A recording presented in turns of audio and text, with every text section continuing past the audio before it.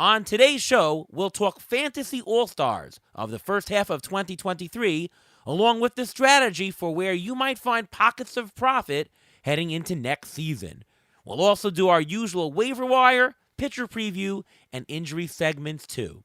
The second half of baseball season is coming up, but first, Beat the Shift is next.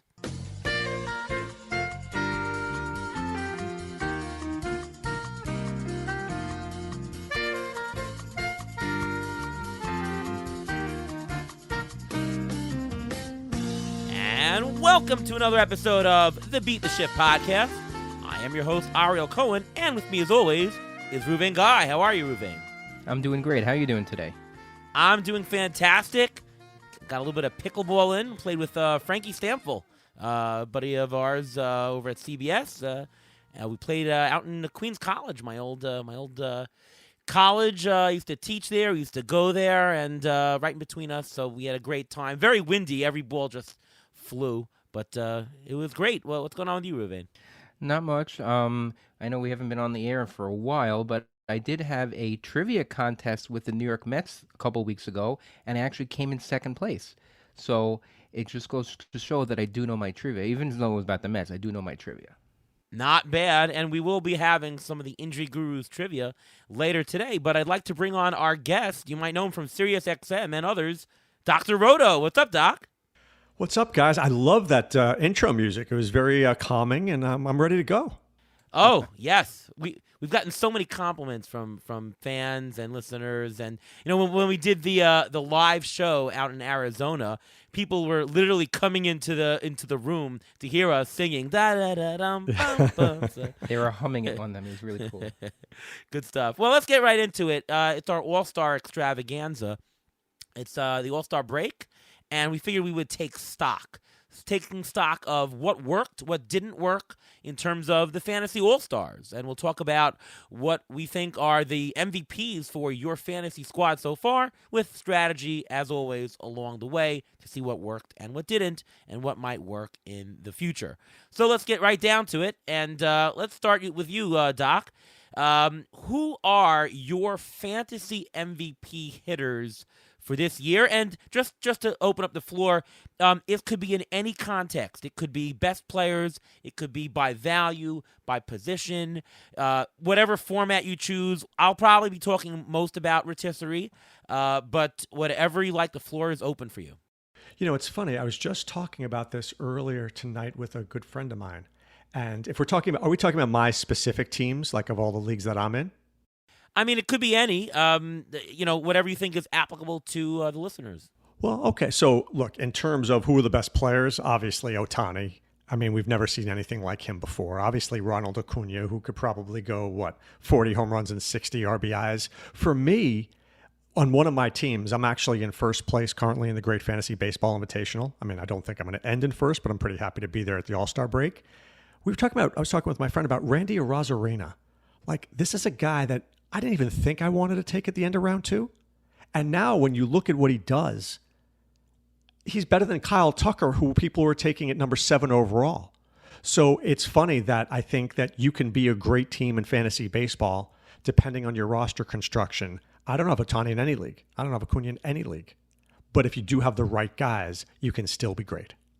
Yeah, Arozarena was someone that we knew was of this talent, the power-speed blend. And when you're doing rotisserie and you need to take someone in the first couple of rounds, it's important to take somebody who fills out all the categories, right? Because when you're going through your draft, you want to be able and you want to have the most flexibility as you go on. Like if you take just a power guy, well, the next pick, you might have to lean steals, right? You're not going just purely for value. You're going for the categories you need because it's an aggregate team in Roto. But if you take somebody who does a little bit of everything, that gives you more of a pick, more of a flexibility. You can say, you know what? I'm just going to take the best available player. If it's a little bit more steals, a little bit more power, a little bit more average, doesn't matter. So that's why Arozarena was a fantastic pick. You know what? Before we go to Ruvain, let's just go to him for the Injury Gurus Trivia of the Week. Now, it's a little earlier than usual to the Trivia of the Week, but it has to do with my fantasy all-stars for this year. And my question is this. There were a few players who had an ADP during draft season that was over 300 and are now in the top 50 in a 5x5 worth it in a fantasy league. Who are the players who had an ADP over 300 and are in the top 50 in a 5x5 league? There were a total of 4. You wanna go first, first? Doc. Oh, I was just saying, do you want to go first? I'll throw out Lane Thomas. Lane Thomas, yes. Lane Thomas, his ADP was 311 during draft season, so that's one of them. Is Luis Araz one? No, he was not. He was drafted higher. Interesting. Mitch Keller. Mitch Keller, yes. Mitch Keller his ADP was 390 during draft season. He's now ranked in a 5x5, number 49. How about Tyler Wells? Nope, didn't make it. You're killing me. Jorge Soler. Nope. Strike one. I'll give you a hint. One of them is on the Reds. Spencer Steer. Yes, Spencer Steer. His ADP was 468, and right now he's ranked 47th. Tyler Wells was really Nope. before 300. Yes. Really? Wow. Was he on anybody's but radar? he didn't. He's not in the top. He's not in the top 50 in 5x5 right now. He was drafted in that spot, but not in the top 50. Got it. And the other one is on the Rays. Yonde Diaz? No, he was No, drafted it's gonna be higher. Josh Lowe. It is Josh Lowe. That's the look last at one. you. Josh Lowe, his ADP was 559 during draft season. So it just goes to show that the MVPs of most players' teams, if you drafted 2 of these guys and you took just a waiver on these guys, your team is doing very well. I think those are my main fantasy MVPs. If you have them on your team, God bless you, because you got these guys and you got very lucky. But another guy I wanted to mention is Adolis Garcia. I mean, his ADP was in the mid 50s, and now he's like in the top 10 in a 5x5. I mean, his batting average is what's helping him. He's got ton of runs. He's got obviously the huge power, and I think if you drafted him in the mid 50s, you got maybe a 4th round player, and he's got 1st round value. Yeah. There's a lot of different ways to look at what a fantasy MVP is. If you look at it from dollars of profit earned, Lane Thomas is the number one person. I mean, he was we do auction equivalents here on this show mostly. So for a $2 auction equivalent ADP, we're talking a 15-team mixed 5x5 in Roto. He earned $28. That's a $26 profit. There was nobody who had more than a $26 profit in all of baseball. Then there is Josh Young. Josh Young was a $4 player, and he turned in $28 value for $24 profit. Josh Young is somebody that he looks pretty legit. I mean, the batting average of 280, that probably won't continue. But the power is real. He has 18 homers. And the runs and RBIs, as long as the Rangers keep up that offensive powerhouse, he's there. You know, the thing about rotisserie leagues is 2 out of the 5 categories are runs and RBIs. And as long as you're on a productive team and you're in a good lineup spot, you're gonna amass 40% of your categories just from that. Like Jonah Heim. Jonah Heim is tremendous because of the run production. And there's no reason to think it won't continue because the offense is incredible. One last person on the profit to mention is Jorge Soler that I mentioned before. $23 player, just cost you $2. 23 homers so far. But we've seen him do this before. So Jorge Soler is somebody that, I mean, he's just legit and he put it all together and he's not injured. Don't you think, though, some of the names that you mentioned were people that we don't like for one reason or another, like Garcia? A lot of people in our industry, I know the numbers are there, but I don't really like him. And Soler, same type of guy. Oh, I know he's got power, but I don't really like him. Do you think people worry about too much of guys they like or guys they want to stay away from and don't look at the sheer stats? Well, Adolis Garcia, the issue with him was that he was hot and cold. He had that tremendous first half of the season, and then it was a complete bust in the end. So the question is, which is real? You know, and you're doing straight regression, it shows you, well, he came down. We don't believe the top half. If you just look at his full season stats, well, then he's a middling guy. But obviously, after the first half of this season, we see that he's more, you know, it's one of these things are not like the other. Well, it looks like the slump in the second half That was not like the other, and he's real. But yeah, he went pretty late in drafts, or sorry, he didn't go pretty late. He went later than he probably should have. But going forward, I mean, there's no reason to think he can't continue. All right. And it's also because his batting average was projected to be much lower. If you project a lower batting average, I mean, he's batting 260 in the 260s right now. If he's a 240 hitter, he's not getting the same amount of runs. He's not getting the same amount of production. But because he's getting on base more and the power has gone up, he's, you never know when it's going to happen. You never know if this is a one-year wonder. His batting average may go back down to 240, and people may want to get him in the second, third round next year, and he'll be a seventh or eighth round value next year. It can happen. Yeah. But look at that team itself, though. Leody Taveras hitting, 290 something? Ezekiel Duran hitting over 300. I mean, this entire Rangers team has been on fire the first half. I mean, arguably, they look like one of the teams to beat. Yeah. I mean, are you helped out? Are the players on teams helped out? Like, because it goes right for 6 of the players, it's going right for the other 3 players as well. Do you think that's the thing where maybe it's the hitting coach or maybe it's the ballpark or the teams they face? That are you more inclined to pick a player on a good team if everybody else is overperforming? Without question, because I think when teams are going well, people want to be part of that. They don't want to be the one guy who's not hitting, right? They want to get on. It's a confidence, right? A team gets confidence. And I think the Rangers are a very confident team. How about their pitching too? I mean, Nathan Eovaldi, could we argue he's not been one of the best pitchers in all of baseball, forget just the American League? And Dane Dunning has been really terrific in the first half. So I think that you get that vibe, you get the feeling, the fans come out, people are cheering, and you start playing just a little bit better. It's almost like the inverse. When teams go bad, doesn't everything seem to be going wrong? So I do believe in that. Yeah. Can you imagine what the Rangers would be if they had Jacob deGrom? I mean, that's just the team to beat, I think. Yes. Do you think they're going to hold off Houston, or do you think that they're going to slide? So you're asking me or Ruvain? Anybody. I think they're going to stay because I think they're going to pick up a guy or two. Ruvain, what do you think? Do you think they'd do something at the trade deadline? I think they're going to get a bullpen piece. I think that's one thing, one area where they need a little more support. And I'm not saying that they had bullpen has been bad, but everyone's looking for bullpen help at the trade deadline, especially a team that's in first place. And I don't think Houston has enough as they normally do. The last couple of years, they had the Justin Verlander. They had a better rotation. They're dealing with a lot of injuries this year. So I don't think that the Rangers are going to be caught. But that doesn't mean that they're going to be. I don't think that they're I think they're a major contender. But I think the AL East is the division to beat, and I think those teams have more intangibles, have more.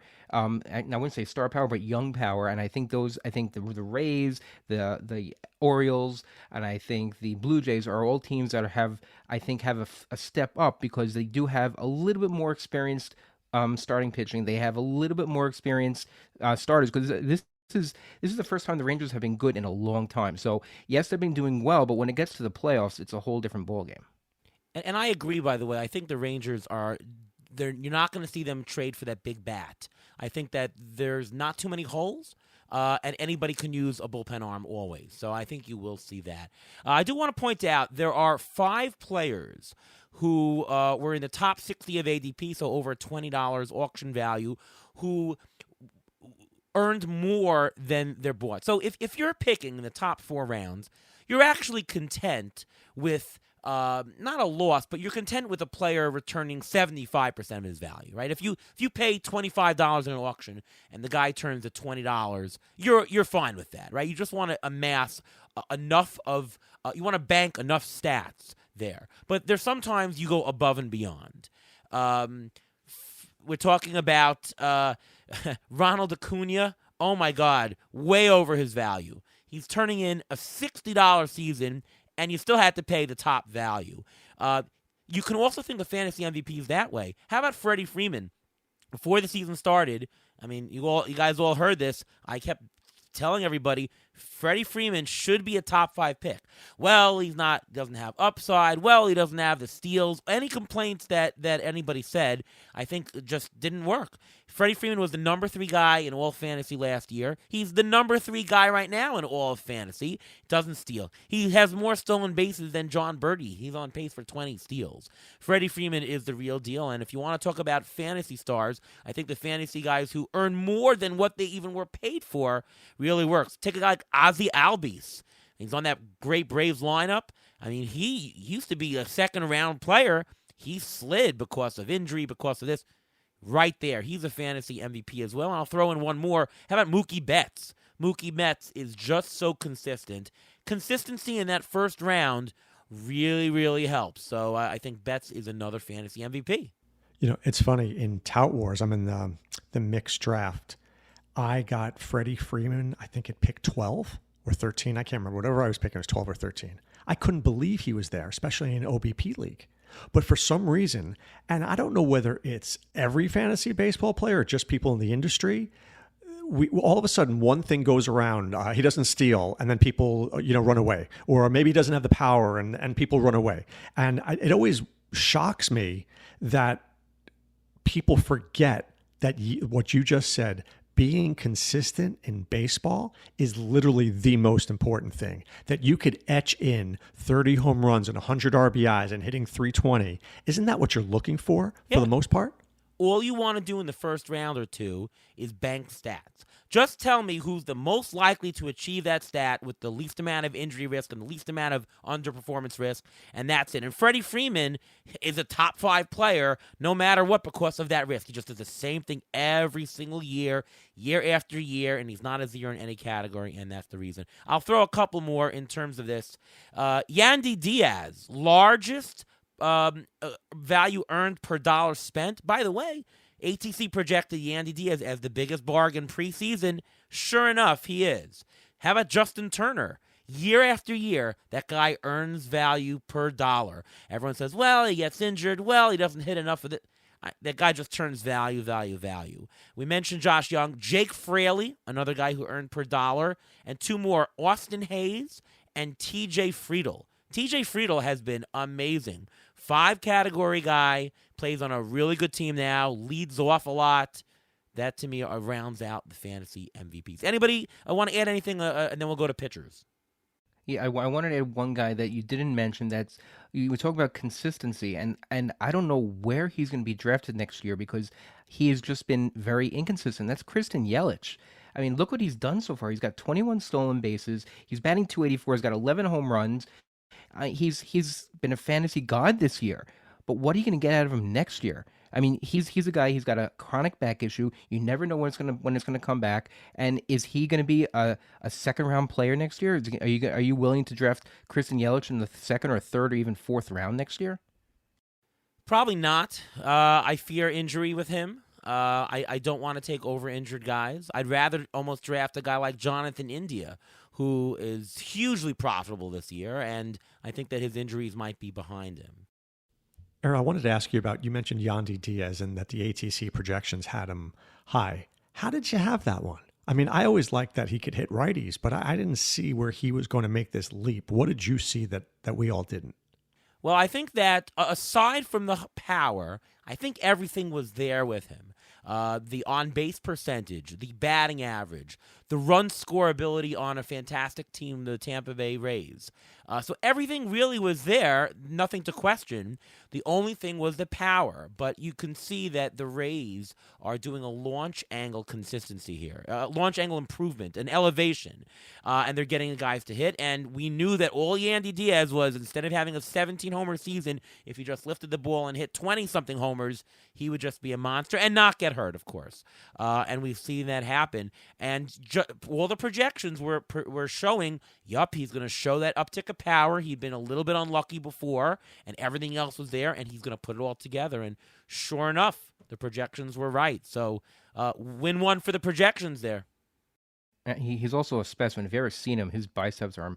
He's one of the guys that came to spring training a couple of years ago, and you thought he was going to hit 20 home runs, except a couple of years ago, his launch angle was just so bad. I think it was in 2020, his launch angle was actually minus 7.9. He was so bad. Then it went to 6.6, then up to 7.7. This year, it's leveled out a little bit at 5.3, but he's hitting the ball so much harder and with so much more authority that I think that's what put him over the top. I think he's also the leadoff hitter. Yes. How could you not want preseason? How could you not want the leadoff hitter on the Rays? The Rays are a perennial good team, so he bats lead. He's not the prototypical leadoff hitter, but he's also not the Kyle Schwarber leadoff hitter. He gets on base. Anytime you've got a leadoff hitter on a good team or a team that's in contention, that's it. Take a guy like Mickey Moniak we've been talking about. He's leading off. I mean, Trout's hurt, sure, but leading off in front of Trout and Ohtani, Mickey Moniak, fantastic guy that you want on your team. All right, let's do some pitchers. Doc, who are your fantasy MVP pitchers so far, first half 2023? I think two guys who come to mind. One is Felix Bautista. I think that this kid is just enormous. I mean, look at the numbers. When everybody's dying for a closer, what does he have? 84 strikeouts in like 40 innings or something ridiculous like that. I mean, striking out two guys an inning, and I think he has been part of what's made Baltimore great. Not only their hitting, but knowing he's there at the back end to close out those games. Because when young teams lose games in the ninth inning, it deflates that team. Between him and Cano, I mean, solid as a rock. And I also feel like Framber Valdez, in a time where people don't pitch 200 innings, what does he have, like 111 innings or something like that with over 110 strikeouts? I mean, my numbers may be slightly off, but that he's on a pace to do what most guys in this league can't do anymore. That's how good he's been. Yeah, the innings and innings and innings. Framber Valdez went way later than he should have in a lot of leagues. His variance of where he went in leagues was way all over the place, right? I got him in TGFBI, I think, in round 6, and that was, oh my God, I can't believe he's available. Absolutely. And I definitely agree with you with Bautista. We have him in the NFBC auction, and I think we're currently in 3rd. He's just been a solid rock, and in a year where saves, who knows, there's committees to have that rock there go time after time. I mean, here's the thing. You knew he was going to be the guy. They've got his walk-up music. Anybody who's got, right? No, but, I know you're laughing. It's silly, but the stadium lights also, they flash the stadium lights. If you've got a guy that has a special song or lights or whatever, they're not going to demote him to the 7th inning. They're not going to say, you know what? We're going to mix and match. We'll put Bautista in the 7th. They're not going to do that, right? It's part of the attraction. Edwin Diaz with the trumpets is not coming in for the 6th inning. Let's sound the trumpets. Here's the 6th inning guy. It's not happening.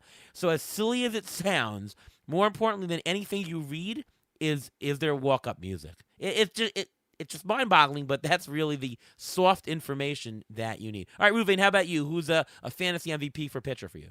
Well, I mentioned Mitch Keller already. I mean, no one thought to really pick any major Pirate pitchers except for maybe Rosny Contreras, who didn't actually work out. But Mitch Keller has been very, very good. He's pitched almost 120 innings with an ERA of 3.3 and a WHIP of 1.12. That's a great amount. It's an ERA and WHIP stabilizer. That's great, and I think very few people saw that coming. Another guy, Logan Webb. Logan Webb before the season said he wanted to pitch 200 innings. And you know what? He's at 126 right now. It's one of the top levels of innings so far for this year. And he's also 3.14, 1.11. You get that amount of innings with those ratios, that can only be good. And one other guy I wanted to mention who, again, it's the Rays. I don't know where they found him. I don't know what they saw in him, but Zach Eflin. Zach Eflin, I mean, yes, the Phillies' Zach Eflin. He's thrown 102 innings. His WHIP is .99. I mean, the Phillies knew what they had, right? But I mean, the Rays, when you see an organization that knows how to pick these guys, you have to start to wonder: do you even want to trade with this team anymore because they're just going to exploit you? Yeah, I mean, when he signed that, and the Rays don't give out a lot of money to a lot of people. I can't believe that I didn't think about it more and saying, wait a minute, why the Tampa Bay Rays giving that guy? Maybe I should throw a couple of bucks in and take a couple of shares. I'm guilty. I did not do that, but that would have been absolutely the right spot. He was the second highest pitcher profit per dollar spent this year. Only Nady Eovaldi, who we've mentioned before, is the number 1. Keller is 3. Tyler Wells was 4. He was not taken in every league, only in some 15-team leagues. The next three, by the way, on the list: Marcus Stroman, Justin Steele, Merrill Kelly, about $18 to $20. It's so funny you said that, though. I made sure to draft Eflin and Aaron Nice. Savali in every league. Nice. And I live down in Southwest Florida, right? So I see what the Rays do. You think the Cardinals don't want a Rosarina back? I mean, Yeah. they And bring over- Adelise Yeah. also. Both Yeah. of them, yeah. both. And then how about this kid, Robert Stevenson? Don't laugh about Robert Stevenson, but you remember when he was this great pitching prospect for the Reds and he bounced all over the place? When the Rays get you, the Rays know way more than any other team. I don't know how they do it, but anybody they trade for always seems to excel. And if they don't, they get rid of them right away. Yeah. In terms of top 60 ADP, $20 players or more, only two players earn more than what they cost on the pitching side. It's that Spencer Strider and Kevin Gausman. Those were the ace locks. But there weren't too many. I mean, a lot of them held their value or lost, 25% of their value. Those are the only two who gained.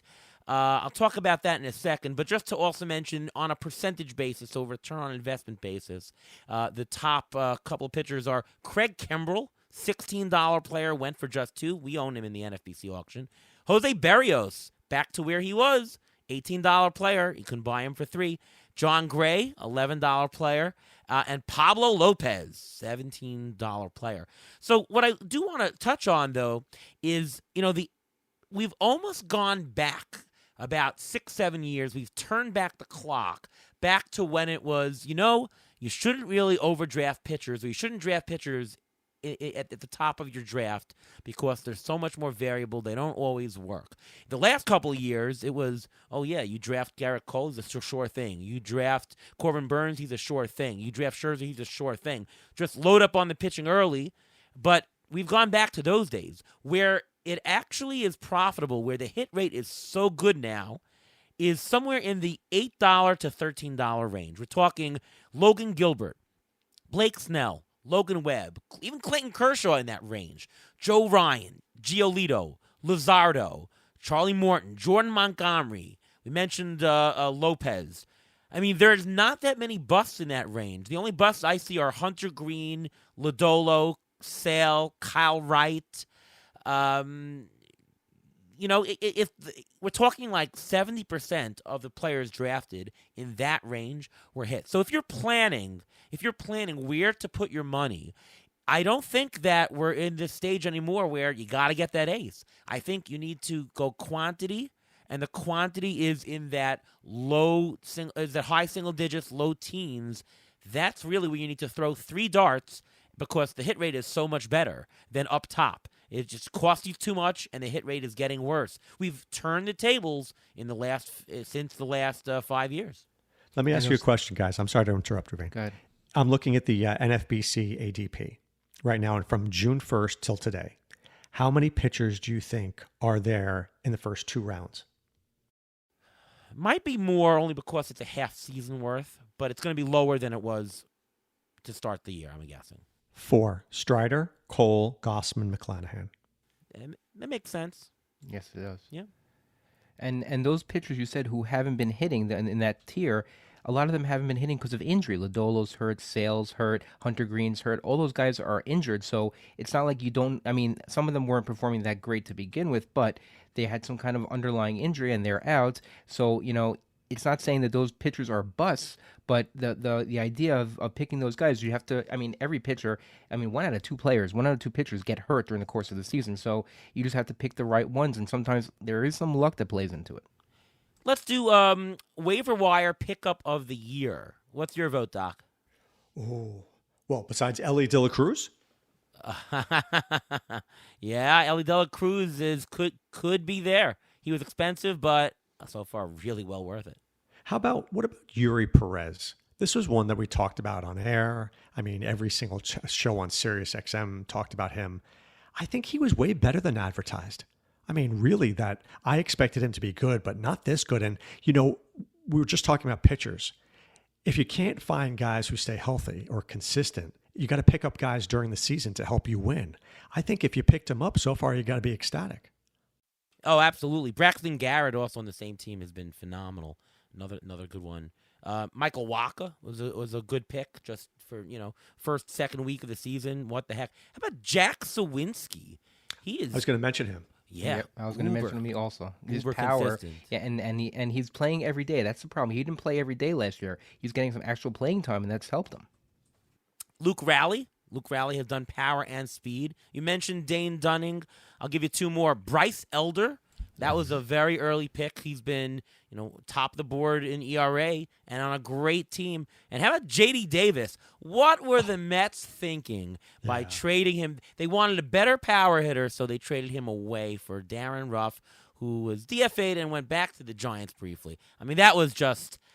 I could have told... That's a terrible trade when you say it like that. That really may be one of the worst trades the Mets have ever made. Is that as bad as the Juan Samuel trade? No. That's still pretty bad. Nolan Ryan trade, I think, was worse for Jim Fregosi. Tom Seaver trade. Daryl Strawberry at his peak in the middle of the. I remember that trade in the middle of the night. They trade him to the Dodgers. I'm like, oh really?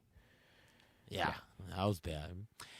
Who's a player, Doc? Let's do very quickly. Buy low, sell high. So who's a player? Let's do buy low. Who's a player you're buying low on right now? I've got two guys. So let's do a pitcher and a hitter. Obviously, for pitching, I think I'm going to go back to our friend the Rays here, Tyler Glasnow. I mean, how good is he when he's on? He's a second round type of talent to me. So I think that people may look at his ERA and not look at his ability. So I'm in on him. And I think another one, if you need power, and everybody seems to, how about Willie Adames? In the last couple of weeks, he's hit 4 home runs, 12 RBIs. I know the batting average is low, but maybe he's starting to get hot. And maybe there's 15 home runs in that bat in the second half. Ruben, how about you?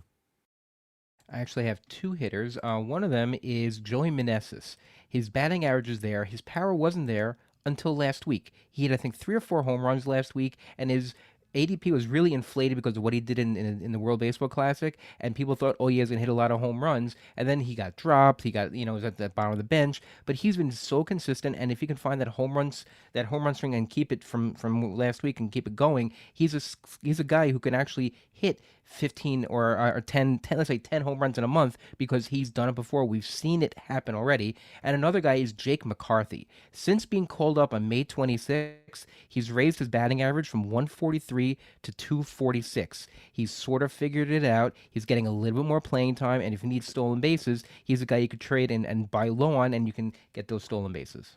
I mean, it's a guy that we picked up quite a bit in the draft season, and then cut him almost everywhere. So we definitely played Jake McCarthy wrong this year. I'll do 3 quick guys. Jake Cronenworth, I think he's much better than this, and they consistently play him at first base. Max Muncy, he's getting killed on the BABIP. I think he'll be better. And if you need power, if you can swing this in a trade, Pete Alonso. I mean, Pete Alonso is hurt.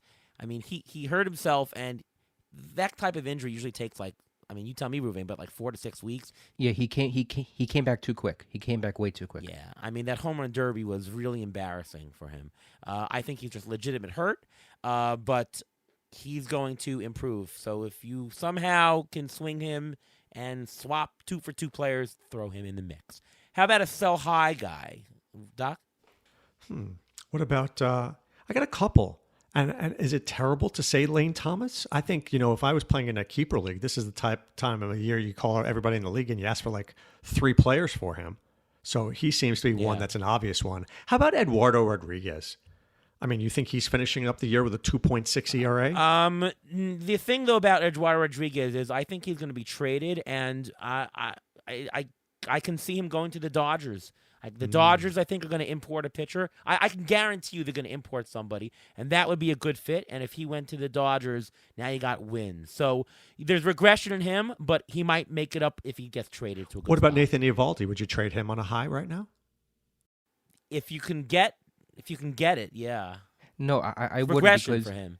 I wouldn't get it anyway because he's always been a strikeout guy. It's the ERA and WHIP that we always were concerned about. If he's figured that out, you're still getting those strikeouts even if he regresses a little bit. Get wins also on a good team.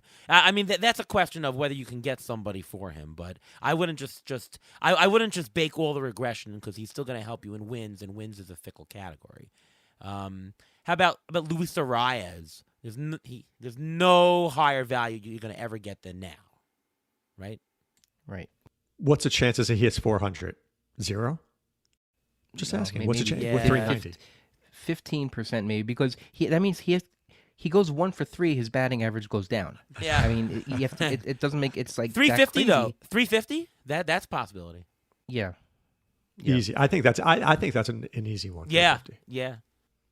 Well, what about Starling Marte or Justin Turner? Both of those guys. Justin Turner's older. He's more prone to injury. His value is not going to get much higher than it is now. You can probably get more for him now. And Starling Marte, he just doesn't look right. He's just going up there guessing.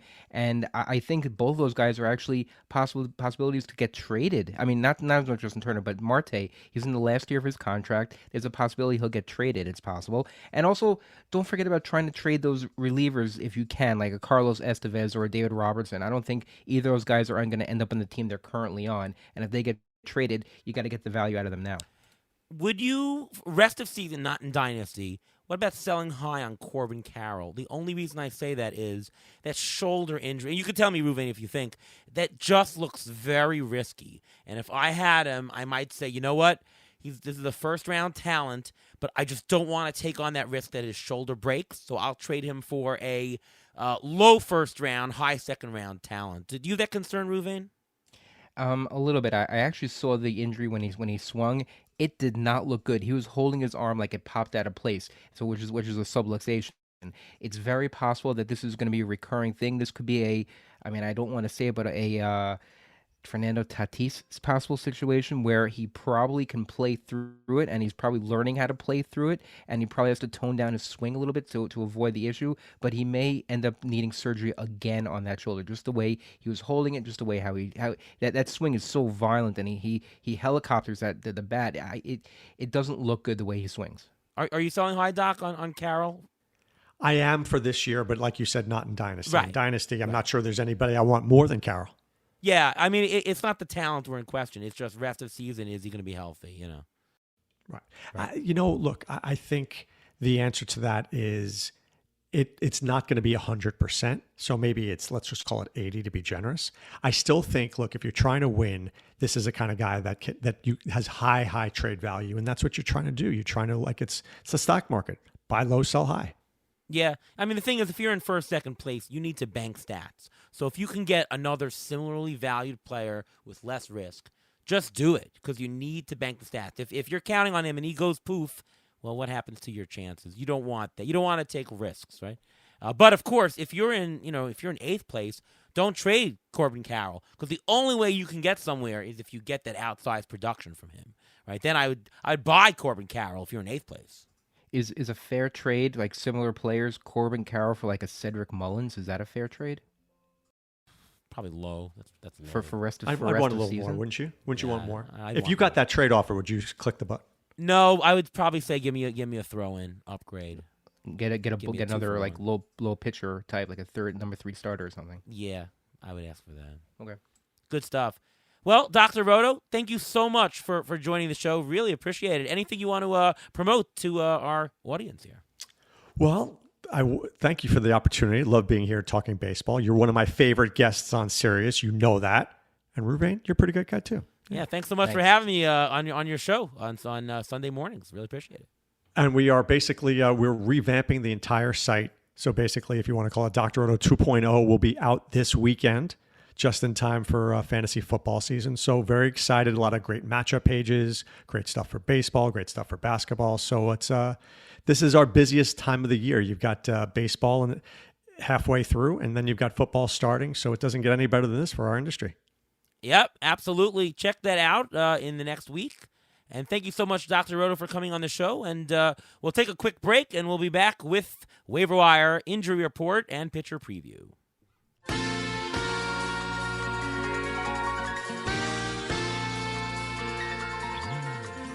All right, we're back, Ruvain and I, and let's jump right into the waiver wire. Ruvain, who is somebody that you would want to pick up this coming week? Okay, well, I got 2 pitchers, 1 reliever, and 1 starter. I'm going to start with Joel Payampas, who's only 14% owned in CBS. Me and you, we actually saw him live when the Mets played the Brewers, and he was setting up for Devin Williams. He looked good. His stuff looked electric. He can vulture saves away from Devin Williams if he has to rest. He can get some wins as well. I know I think 2 weeks ago, he had one win and one save in the same week. That's great for a middle reliever. He's got a 1.91 ERA and a .97 WHIP with 47 strikeouts and 42 innings. If you need a middle relief guy, he's a guy you can definitely look at. You can plug in, help your ratios, and even vulture a save here and there. And the other guy I want to mention is Jose Quintana. He's finally going to be activated this coming week, eventually, probably toward the end of the week by the Mets. He's only 14% owned in CBS. He's a good number 3 starter to have on your roster. He's not going to be that great, but if you need a starter, he's a guy to look at because last year he was very good. He was all-star caliber, and I think he's a guy that if you need a starting pitcher and you don't love the starters that are out there, he's a guy you can grab. So you gave 2 pitchers for the waiver wire. I'll give you Yes. 2. Yeah, I'll give you 2 hitters. Will Benson, so far 291 average, 4 homers, 7 stolen bases, in just 117 at bats. This is a well-rounded player. Many paths to value. He'll a little bit of power, a little bit of speed. He's got the average, and he's on a good team. If he's in the lineup, he'll get runs and RBIs. I like those guys. I mean, if you want to fill out your bottom of your team in the waiver wire, I mean, look no further for a guy who does everything, right? You're just looking for some value, a little bit of help, right? If you need help in a specific category, you're not going to go for him. But if you just need to fill in, he will give you some value. And Joey Votto really likes this guy. Which brings me to my next person, Joey Votto. I mentioned him a couple weeks ago, and wasn't a joke when I mentioned him, but it was just, well, okay, Joey Votto's back. He's now up to 51% owned on CBS. And I've said this before, I'm not the first guy who said that Hall of Famers do Hall of Fame things, but Joey Votto is likely in his last year. And we've seen in the last couple of years, we saw Albert Pujols do it last year. We saw Buster Posey do it a couple of years ago. In their last year, they tend to turn it on. They can will it. And I think Joey Votto is doing this. He has 7 homers in his first 57 at-bats. I don't think that's a fluke. I think that he's mustering up all that he can, and he's going out in a bang. If you would have drafted Albert Pujols last year, what the hell you drafting Albert Pujols? But he turned it around into a legitimate fantasy season, and Votto has the potential to do that. Do you want to take your chance on some fringe guy at the bottom? Well, it looks like he had a hot week. Or do you want to take a chance on a guy who's a future Hall of Famer, in my opinion? You can do a lot worse than Joey Votto now. So I might take a chance on him. And we mentioned earlier about hitting being contagious. Yeah, it's and a good the fact lineup. that hitting can be contagious. And it's a good exactly. lineup. If hitting's contagious and they're all hitting, he's in a good spot in the lineup. They're putting him in the right spot to face the right guys. So he's enjoying himself and he's having fun. Last couple of years when the team's in bed, he's been struggling. He's been maybe spending a little bit too much time on TikTok. But now he's actually pushing it, and he's actually trying to make that last push. He wants to make the playoffs. He wants to do everything he can to help this, what he calls a very young team, make the playoffs. Those TikToks are really good from Joey Votto. I mean, they're just so entertaining. I didn't say they weren't good. I just said he spent a lot of time on it because he was injured, so that's all. Yeah. You want to root for this guy. If you're Canadian, you can't not root for Joey Votto. I mean, just take a look at him, and he's on a good team. And I would not play him every week. And it's a little bit for more deeper formats. But just look, see if there's facing a bunch of righties. See what the ballpark is. Their own home ballpark is excellent. They're going to play him in front of their own fans, right? So if he's home play, he's a guy that you scoop up. You don't play every week. You play matchups, but you could do a lot worse. Pitcher preview, Ruvain. Who is someone that you'd like to pick up in the short term for this coming week or two? Okay, I got 3 guys. I got, first of all, Carlos Carrasco. I know I'm sticking with a theme here. Me and Ariel, we went to a Mets Brewers game, and Carrasco didn't pitch, but the last 3 times he's gone 17 innings to a 2.12 ERA, a 1.12 WHIP, and he's done very well. He's only 33% owned in CBS. He fixed his slider. He actually watched he watched a video by Pablo Lopez about how he held his slider, and now Carrasco is holding it and gripping it a little bit differently, and he's seen the fruits of his result of the labor right now. He's only 33% owned. He's right now, I mean, the pitching matchup haven't come out, but he's lined up to pitch against either the White Sox or against Boston, which is not, those aren't too bad matchups for him. So I like him in that situation. Adrian Hauser, if he's still in the rotation, which is possible that he may get bumped because some injured pitchers may be coming back. In his last couple of starts, he's gone a total of 12 innings. He's got 10 strikeouts, ERA of 2.25. His WHIP is a little bad. I mean, he's a guy we actually saw him pitch. He had a little problem with walks, but he's getting through 5-6 innings, and he can give you the opportunity for wins. He's only 6% owned in CBS, so he's someone to think about. And another guy, going back to Cincinnati, Graham Ashcraft. In his last two starts, don't look at that high ERA, don't look at that WHIP. His last two starts, he's gone 6 1/3 in both starts. He's got a total of 9 strikeouts, ERA of 1.42, WHIP of 1.18. He's only 26% owned in CBS. He's on a good team, so whenever he pitches, there's a chance for a win. I'll give you three guys. Wade Miley, he's having a very good year, very quietly. Should be owned in a lot more leagues than he is. If he is available on the waiver wire, you want to pick up Wade Miley. All right, how about from the Boston Red Sox, Nick Pivetta? Nick Pivetta has been a starter in the past. The Red Sox are sort of out of pitchers. They've got a lot of injuries. They've got very few viable starters on their team. I think they have no choice but to throw Pivetta back into the rotation. They'll build up his innings. Next week, he could be to start against Oakland and the Mets. That sounds intriguing. Pivetta has, he's a guy that you can have his ups and downs with, but he'll get you some strikeouts along the way. And how about Christopher Sanchez, 20% owned on CBS? So far, 2.84 ERA. Now, obviously, that's not who he is, but his Sierra, 3.5, that's not too bad. Plays in the Phillies. He'll get a couple of Ks, nothing special. I think this is a good streaming option. I think that in leagues deeper than, let's say, 12-team, 14-team mixed or greater, I think he should be rostered. Not to pitch every week, but for options every week. There are very few starters available, and I think that he is decent enough to be on rosters. So Christopher Sanchez, take a look at him as well. Okay, injury update, Ruvain. What do we got at the All-Star break for our hurt players? Well, let's start with two players who were injured during the festivities. We'll start with Luis Robert, who started experiencing right calf pain during the home run derby. He actually sat out the All-Star game because they were being extra cautious with him. He's considered day-to-day. The White Sox said they're going to discuss exactly what they're going to do with him. They're going to reevaluate him over the weekend, and we'll see how things go with him. Another guy who this is more interesting is Jordan Romano. He actually left the All-Star game with low back tightness after only throwing 5 pitches. That's something to watch for because a back issue with a pitcher can linger. So let's see how the Blue Jays play it, and let's see if they don't give him an extra couple of days rest, maybe stick him on the IL just to make sure that he gets better because they will need him for the stretch run.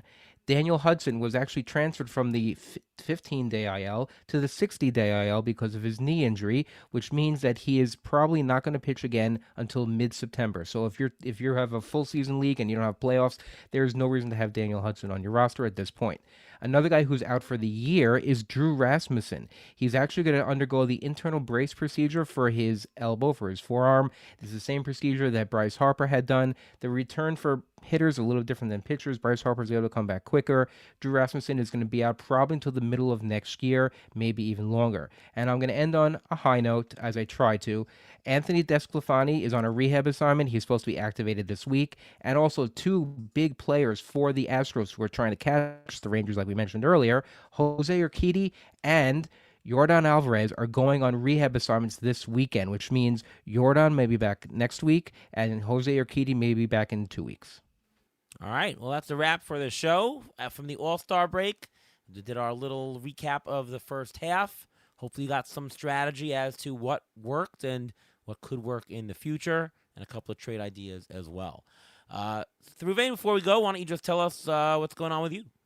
Sure, you can follow me on Twitter at MLB Injury Guru, where I tweet out injury updates as they come. I also have a weekly article on Roto, which comes out every weekend to help you with your fab for the following week to make sure you know who's going to be activated, who won't be activated. And I'm Ariel Cohen. I'm at Fangraphs Rotographs, at Rotoballer, on Twitter at ATCNY, and of course, right here on the Beat the Shift podcast, presented by Fangraphs. All right, well, thanks so much once again to Dr. Roto for coming on the show. Thanks, Ruvain, to you. And from all of us here at Beat the Shift, we'll see you next time. Enjoy the second half.